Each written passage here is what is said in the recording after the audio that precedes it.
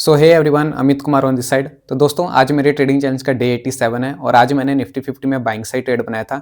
आज का जो ओवरव्यू था वो मेरा सेलिंग साइड का था, लेकिन प्राइस ने सेलिंग साइड का कंफर्मेशन नहीं दिया और ऑपोजिट बाइंग साइड का कंफर्मेशन दे दिया। इसलिए मैंने अपना ओवरव्यू जो है वो थोड़ा चेंज किया और उसके बाद मैंने बाइंग साइड ट्रेड बनाया और उसमें आज मेरा टारगेट अचीव हो गया है। तो कल भी मेरा टारगेट हुआ था, आज भी मेरा टारगेट हुआ है, तो हमारे दिन अच्छे चल रहे हैं। तो चलिए चार्ट पे चलते हैं, देखते हैं कैसे मैंने ट्रेड को मैनेज किया और क्या लॉजिक था ओवरव्यू चेंज करने का। तो जैसा कि आप चार्ट में देख रहे होंगे, मैंने 25,700 की कॉल में ट्रेड बनाया था और मेरी एंट्री जो हुई है वो इस कैंडल में हुई है। अगर ये इंडेक्स में देखेंगे तो ये वाली कैंडल 12 बजे, पूरे 12 बजे मेरी एंट्री हुई है। इस कैंडल में देखिएगा, प्रीमियम में एंट्री प्राइस देखिएगा 166 पे एंट्री हुई है और जो मेरा एग्जिट हुआ है 222 पे हुआ है। तो आज का ट्रेड मेरा 150 क्वांटिटी में था, 225 में मैंने नहीं लिया था क्योंकि आज के ट्रेड में स्टॉप लॉस बढ़ा था। अगर आप स्टॉप लॉस देखेंगे तो यहाँ पे देखिएगा 18 पॉइंट का स्टॉप लॉस था मेरा और टारगेट 56 पॉइंट का था। तो जैसे कि आपको पता है, अगर स्टॉप लॉस बड़ा है तो मेरी क्वांटिटी अपने आप रिड्यूस हो जाएगी और टारगेट भी मेरा बड़ा हो जाएगा, ठीक है। क्योंकि मैं 1:3 में काम करता हूँ, तो मैं टारगेट पे निकल गया हूँ। अगर नहीं निकला होता तो अभी मुझे सीटीसी निकलना पड़ता, इसलिए टारगेट पे निकलना भी जरूरी है। तो चलिए देखिएगा, मेरी एंट्री आज बहुत ही अच्छी प्राइस पे हुई थी। देखेंगे 1 मिनट टाइम फ्रेम पे मैं आपको एंट्री दिखाता हूँ आज की। और एसएल भी देखिएगा, मैंने ये लाइन मार्क की है, इस कैंडल के लो का एसएल रखना था मुझे। और देखिएगा आज की एंट्री प्राइस जब थोड़ा सा नीचे आया उसके बाद मैंने ली थी, क्योंकि प्राइस ऊपर चला गया था दोस्तों और बहुत ही महंगा हो गया था, तो वहाँ पे एंट्री लेने का मतलब नहीं था। क्योंकि ओवरव्यू कंफर्म हो जाने के बाद मुझे बस एक अच्छा एसएल चाहिए, तो वो अच्छा एसएल मुझे इस कैंडल का मिल रहा था। ये जो कैंडल है इसका लो अच्छा एसएल था, तो मैंने उसके नीचे थोड़ा अपना एसएल रखा था, ठीक है। 150 क्वांटिटी में ट्रेड था और 18 पॉइंट का स्टॉप लॉस था। मतलब अगर मेरा इस ट्रेड में लॉस होता तो 2700 के आसपास का लॉस होता। तो रिस्क मैनेजमेंट के अकॉर्डिंग 3000 के अंडर ही मेरा लॉस होता। जैसे मैंने आपको बताया कि मैं पर डे 3000 से ज़्यादा लॉस नहीं ले सकता, ठीक है। तो उसके हिसाब से मैंने एसएल लगाया और इस कैंडल में मेरा एग्जिट हो गया।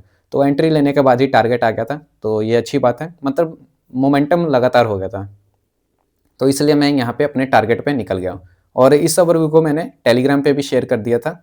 अगर आप यहाँ पे देखेंगे तो टेलीग्राम में मैंने यहाँ पे शेयर कर दिया था कि बुलिश ओवरव्यू है आज का, जब ओवरव्यू कंफर्म हो गया था। तो टेलीग्राम भी ज्वाइन कर सकते हैं, लेकिन ये ट्रेड लेने के लिए नहीं है, ये सिर्फ लर्निंग पर्पज़ के लिए कि मैं किस साइड का बायस लेके बैठा हूँ मार्केट में।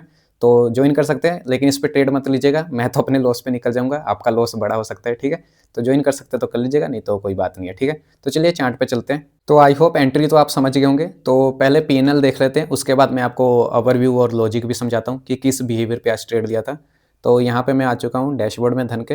तो यहाँ पे देखिएगा, एक ट्रेड है 12 बजे एंट्री थी और 12:23 पे एग्जिट हुआ है। तो 166 पे एंट्री, 222 पे एग्जिट, 150 क्वांटिटी में ट्रेड था। तो हमारा टारगेट भी बड़ा हुआ है क्योंकि लॉस भी बड़ा था। अगर मेरा लॉस होता तो 2700 का होता, तो उसके हिसाब से 8400 का टारगेट हुआ है। तो अच्छी बात है, कल भी हमने बड़ा ही प्रॉफिट किया था, आज भी बड़ा ही प्रॉफिट ही हुआ है। तो चलिए इसको एक्सेल शीट पे अपडेट कर देते हैं। तो आज हमारा डे 87 है और आज भी मैंने एक ही ट्रेड दिया है, प्रॉफिट हुआ है और डेट 9 तारीख है। तो माइनस कर देते हैं, चार्जेस को कट करेंगे तो हमारा प्रॉफिट जो होना चाहिए 8300 का होगा। तो कैपिटल हमारा 79,000 हो गए। तो लगता है मुझे इस मंथ शायद ब्रेकआउट हो जाए। तो चलिए देखते हैं, मंथ एंड में पता चलेगा। अगर लॉस होता है तो लॉस होगा तो फिर सब माइनस हो जाएगा। तो ठीक है दोस्तों, लगातार लॉस लिया था हमने, तो 2 दिन प्रॉफिट हुआ है, तो अच्छी बात है क्योंकि सारा लॉस हमारा रिकवर हो चुका है। तो ठीक है, चलिए चार्ट पे चलते हैं। तो देखिएगा आज का ट्रेड किस बिहेवियर पे था। आज का ट्रेड मैंने डब्ल्यू कन्फर्मेशन के बाद लिया था, क्योंकि एंट्री तो मेरी पहले ही बन चुकी थी, लेकिन मैं वहाँ पर ले नहीं पाया था। देखिएगा, ये सेलिंग, ये बाइंग, फिर ये सेलिंग, फिर ये बाइंग। तो डब्ल्यू पैटर्न यहीं पे बन गया था और मेरी एंट्री जो है यहीं पे बन जानी चाहिए थी। इसको मैं पहले निकाल के आपको दिखाता हूँ, फिर मैं आपको एक्सप्लेन करूँगा कि क्यों मैं यहाँ पे एंट्री नहीं ली मैंने यहाँ पे। क्योंकि यहाँ पे एसएल जो है वो बहुत बड़ा आ रहा था। देखिएगा, ये डब्ल्यू पैटर्न है, ठीक है।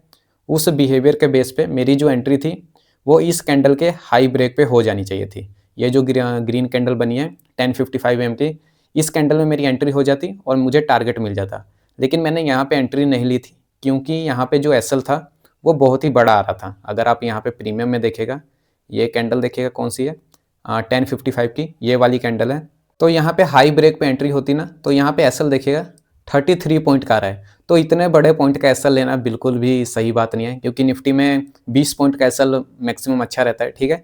तो मैं यहाँ पे सोच रहा था 10 पॉइंट का एसएल से ले लूँ, लेकिन मुझे पता था कि 10 पॉइंट का एसएल यहाँ पे चला जाएगा, इसलिए मैंने ये एंट्री छोड़ दी, ठीक है। तो यहाँ मैंने कोई ट्रेड नहीं लिया क्योंकि एसएल बहुत बड़ा आ रहा था। तो अगर एसएल के हिसाब से देखेंगे तो ये यहाँ का एसएल जो है हिट नहीं हुआ है। अगर आप यहाँ पे देखेंगे, इस कैंडल का लो एसएल रखना था, ठीक है।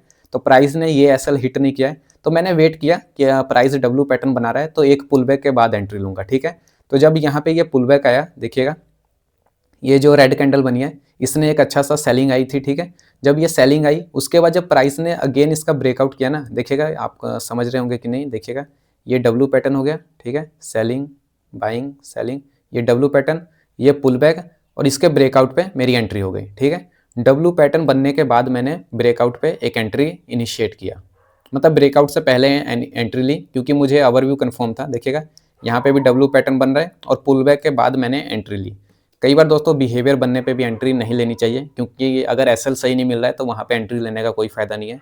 तो यहाँ पे मुझे एसएल नहीं मिल रहा था इसलिए मैंने यहाँ ट्रेड नहीं लिया, और जब सेकंड एंट्री बनी तो मैंने पुल बैक का वेट किया। पुल बैक के बाद जब ये स्ट्रॉन्ग कैंडल बनी इंडेक्स में, देखिएगा ये वाली स्ट्रॉन्ग कैंडल, तो मैंने वेट किया कि मुझे एक अच्छा एसएल मिले, तो मुझे कैंडल का एक अच्छा एसएल मिला, तो मैंने पुल बैक के बाद यहाँ पे एंट्री ली और उसके बाद मेरा टारगेट अचीव हो गया। तो सिंपल सा पैटर्न था, डब्ल्यू पैटर्न के कंफर्मेशन पे आज का ट्रेड बना था, ठीक है। तो मैंने उसके पुल बैक के बाद एंट्री ली। तो चलिए ओवरव्यू को देख लेते हैं, इसके लिए हम बड़े चार्ट पे चलते हैं। तो डेली टाइम फ्रेम पे देखेंगे तो आज का जो ओवरव्यू था वो वैसे सेलिंग साइड का था, जैसे कि मैंने वीडियो के स्टार्टिंग में बताया, लेकिन उसके बाद मैंने बाइंग साइड का ट्रेड क्यों लिया, क्योंकि देखिएगा ईएमए के नीचे क्लोजिंग हो गई है, ठीक है, और कल की क्लोजिंग भी बहुत अच्छी थी और बेरिश क्लोजिंग थी यहाँ पे देखेंगे। तो सारा कुछ मिला के जो ओवरव्यू था वो सेलिंग साइड का बन रहा था, तो मैं सेलिंग साइड का ट्रेड लेने के लिए भी रेडी था। लेकिन क्या हुआ कि जैसे ये स्पॉट मैंने मार्क किया है, यहाँ पे देखिएगा ये जो ग्रीन लाइन मैंने मार्क किया है, इसको मैं डेली टाइम फ्रेम पे मार्क करता हूँ, तो इसको मैं ग्रीन कर देता हूँ। तो देखिएगा जब ये स्पॉट ब्रेक हुआ ना दोस्तों, जब इसका ब्रेक हुआ है तो यहाँ से ना एक सेलिंग आनी चाहिए, क्यों, क्योंकि ये कई दिनों का स्पॉट है। यहाँ पे देखिएगा प्राइस यहाँ पे कई दिन से रुका हुआ है और यहाँ पे एक एम पैटर्न भी बन रहा है। तो स्पॉट ब्रेकडाउन पे क्या होता है, मार्केट में सेलिंग आनी चाहिए जैसे कि हमको पता है। तो मैं सेलिंग साइड का ट्रेड कैसे लेता, यहाँ पे एम पैटर्न बनने पे मैं सेलिंग साइड का ट्रेड ले लेता, लेकिन वैसा हुआ नहीं। उसके बाद देखिएगा ऐसा हुआ नहीं और ऑपोजिट में क्या हो गया, प्राइस बाइंग साइड चला गया। देखिएगा ये डब्ल्यू पैटर्न बन गया यहाँ पे देखिएगा।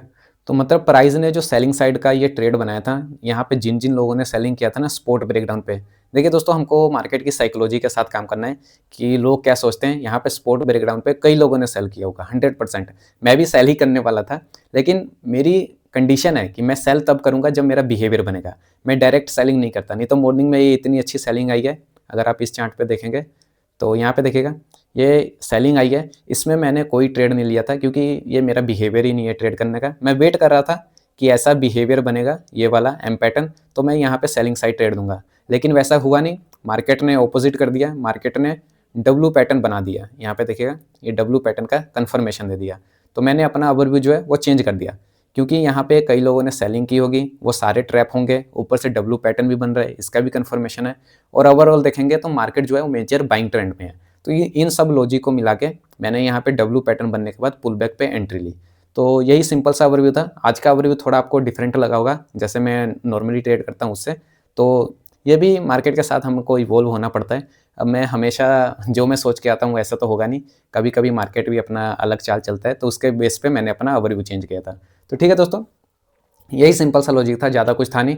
तो जाते जाते वीडियो को लाइक करिएगा और चैनल को सब्सक्राइब और कमेंट जरूर करिएगा। Thank you so much.